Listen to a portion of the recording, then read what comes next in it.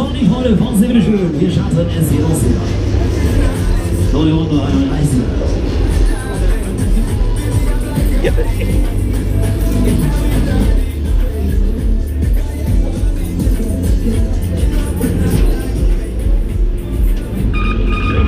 Hallo, liebe Fluggäste.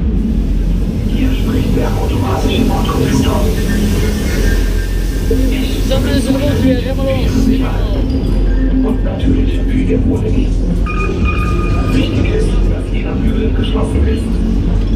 Dies werden wir nun überprüfen. Okay, Bügelverrichtung ist soweit. Das ist doch regional. Hier ist auch ein Arm. Checken wir die Motoren. Hauptantrieb 1. Check. Auch Antrieb 2. Check. Ja. Gut. Nachdem wir das Wichtigste geklärt haben, kommen wir zum Antrieb. Oder sollte ich besser sagen, Ja, ich will nur noch in die Bügel gedrückt. Du wirst gleich nur noch in die Bügel gedrückt.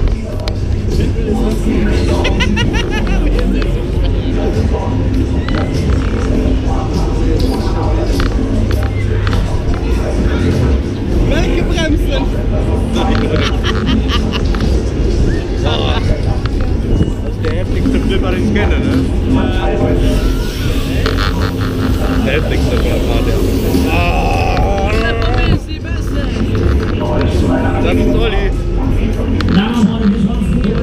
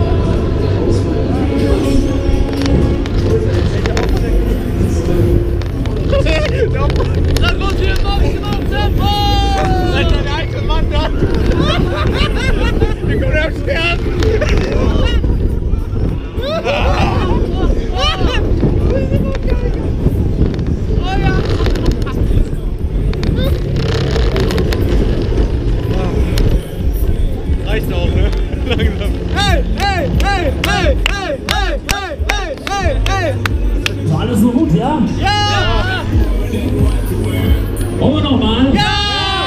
Was ist mit Holland los? Normal? Komm schon einmal noch. Letzte Runde vor der letzten Kurve. Einer muss noch, dann ist aber Schluss hier. Schnell!